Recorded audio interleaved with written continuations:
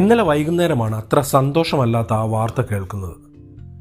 ഇന്ത്യയുടെ എക്കാലത്തെയും മികച്ച ഓൾറൗണ്ടർ കപിൽ ദേവ് ഒരു ഹൃദയ ശസ്ത്രക്രിയയ്ക്ക് വിധേയനായി. ഇന്ത്യക്ക് ഒരിക്കലും ഒരു സാധ്യത കൽപ്പിക്കാതിരുന്ന കാലത്ത് 1983 വേൾഡ് കപ്പ് നേടിത്തന്ന ക്യാപ്റ്റനായിരുന്നു കപിൽ ദേവ്. എൻ്റെ ഓർമ്മകൾ കുറച്ച് പുറകോട്ട് പോയി. ഹരിശ്രീ അശോകനും നാദിർഷയും ദിലീപുമൊക്കെ മിമിക്രി താരങ്ങൾ ആയിരുന്ന കാലം, അവർ സിനിമയിൽ വരുന്നതിനൊക്കെ മുൻപുള്ള കാലം.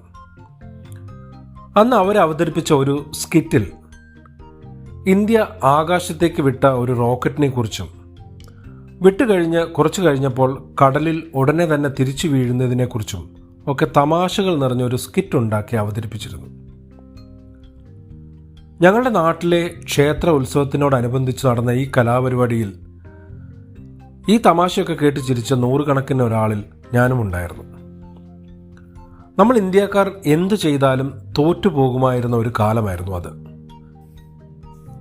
അങ്ങനെ ഒരു കാലത്തിനും 10 വർഷങ്ങൾക്ക് മുൻപ്, കൃത്യമായി പറഞ്ഞാൽ 1983 ജൂൺ 25 കപിൽ ദേവും ചെകുത്താന്മാരും 74 കോടി ജനങ്ങൾക്ക് ആശ്വാസമായി ക്രിക്കറ്റിൻ്റെ വേൾഡ് കപ്പ് ലോർഡ്സ് മൈതാനത്ത് വച്ച് അവരുടെ കൈകളിൽ ഏറ്റുവാങ്ങിയത്. സ്പോർട്സിൽ അതിനു മുമ്പ് നമ്മൾ ഹോക്കിയിൽ മാത്രം രാജാക്കന്മാരായിരുന്നു. ഒളിമ്പിക്സിൽ നമുക്ക് കിട്ടിയിരുന്ന വിരളമായ സ്വർണങ്ങളിൽ ഒന്ന് ഹോക്കിക്ക് മാത്രമായി ഒതുങ്ങി നിന്നിരുന്ന കാലം. 1982 ഏഷ്യാഡിൽ ഡൽഹിയിൽ ഇന്ത്യ 5ാം സ്ഥാനത്തായിരുന്നു. ക്രിക്കറ്റിൽ ആ സമയത്തൊക്കെ ഒരു പോരാട്ടവീര്യം ഉള്ള ആൾക്കാരൊന്നും ആയിരുന്നില്ല ഇന്ത്യൻ ടീമിൽ. ജെന്റിൽമാൻസ് ഗെയിം, അക്ഷരാർത്ഥത്തിൽ ആ പേരിന് ചേർന്ന ആൾക്കാരായിരുന്നു നമ്മുടെ കളിക്കാർ. നമ്മുടെ സ്പിൻ ബൗളേഴ്സിനെ പേടിച്ചിരുന്ന ഒരു കാലവും അതിനു മുൻപുണ്ടായിരുന്നു. പ്രസന്നയും വെങ്കട്ടരാഘവനും ചന്ദ്രശേഖറും ബിഷൻ സിംഗ് ബേദിയുമൊക്കെ തകർത്തെറിഞ്ഞിരുന്ന കാലം. പക്ഷേ വിജയ സാധ്യതകൾ അപ്പോഴും ഇന്ത്യക്കില്ലായിരുന്നു. പരിധിയില്ലാതെ ബൗൺസറുകൾ എറിഞ്ഞുകൊണ്ടിരുന്ന വെസ്റ്റ് ഇൻഡീസും ആത്മവിശ്വാസത്തിന് ഒരു കുറവുമില്ലാതിരുന്ന പാകിസ്ഥാനുമൊക്കെ കളിച്ചിരുന്ന കാലത്ത് തന്നെയാണ് കപിൽ ദേവ് ഇന്ത്യൻ ടീമിലേക്ക് എത്തുന്നത്. 83 വേൾഡ് കപ്പിലെ സെമി ഫൈനൽ നമുക്ക് അപ്രതീക്ഷിതമായ ഒരു വിജയമായിരുന്നു. അതിന് വഴിയൊരുക്കിയതാവട്ടെ കപിൽ ദേവിൻ്റെ അന്നത്തെ 175 റൺസ് നോട്ട് ഔട്ട് പ്രകടനമായിരുന്നു. ഫൈനലിൽ വെസ്റ്റ് ഇൻഡീസിനെതിരെ ഇന്ത്യ 183 റൺസ് നേടി. അന്നത്തെ ടീമിലുണ്ടായിരുന്ന ശ്രീകാന്ത് പിന്നീട് പറയുകയുണ്ടായി, 183 എന്ന വിജയലക്ഷ്യം അവർക്ക് വളരെ ചെറുതാണെങ്കിലും നമ്മൾ വെറുതെ തോറ്റുകൊടുക്കരുത്, ശക്തമായി പ്രതിരോധിക്കണമെന്നും ജയിച്ചില്ലെങ്കിൽ പോലും അതിശക്തമായി പ്രതിരോധിക്കണമെന്നുള്ള കാര്യം കപിൽ ദേവ് ഓരോ ടീമംഗങ്ങളെയും ഓർമ്മിപ്പിച്ചിരുന്നു. കളിയുടെ ഇടയിൽ കളിയുടെ ഗതി മാറ്റിയ ഒരു വിക്കറ്റായിരുന്നു വിവിയൻ റിച്ചാർഡ്സിൻ്റേത്.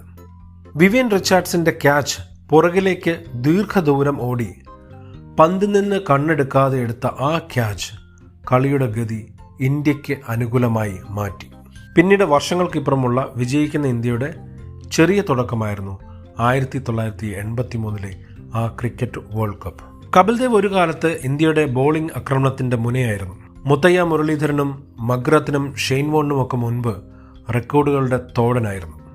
വിരമിച്ചതിന് ശേഷം ഇന്ത്യയുടെ ബൗളിംഗ് കോച്ചുമായിരുന്നു. വർഷങ്ങൾക്കിപ്പുറം ഗാംഗുലിയും ഗംഭീറും യുവരാജും ധോണിയുമൊക്കെയുള്ള ചുണക്കുട്ടന്മാർ തല ഉയർത്തി നിന്നപ്പോൾ അഭിമാനം മാത്രമല്ല വിജയങ്ങളും ഇന്ത്യയുടെ കൂടപ്പിറപ്പായി മാറി. ഇന്നൊരു പക്ഷേ ഇന്ത്യയുടെ റോക്കറ്റ് പദ്ധതിയെക്കുറിച്ച് ഒരാളും തമാശയുണ്ടാക്കി ചിരിക്കില്ല. ലോകകപ്പ് വിജയങ്ങളുടെ കണക്കിനെക്കുറിച്ച് പറഞ്ഞ് ഇന്ത്യയെ ആരും കളിയാക്കില്ല. ഇതിനൊക്കെ കാരണം പരാജയങ്ങളുടെ കാലത്ത് വിജയത്തോടെ തുടക്കം കുറിച്ച കപിൽ ദേവിൻ്റെ ക്യാപ്റ്റൻസി മാത്രമാണ്. ഈ എപ്പിസോഡ് റെക്കോർഡ് ചെയ്യുമ്പോൾ പുഞ്ചിരിയോടുകൂടി അദ്ദേഹവും മകളുമായുള്ള ഒരു ചിത്രം ഇന്ന് സോഷ്യൽ മീഡിയയിൽ അപ്ഡേറ്റ് ചെയ്യപ്പെട്ടിട്ടുണ്ട്. അദ്ദേഹം പൂർണ്ണ ആരോഗ്യവാനായി തന്നെ തിരിച്ചു വരട്ടെ.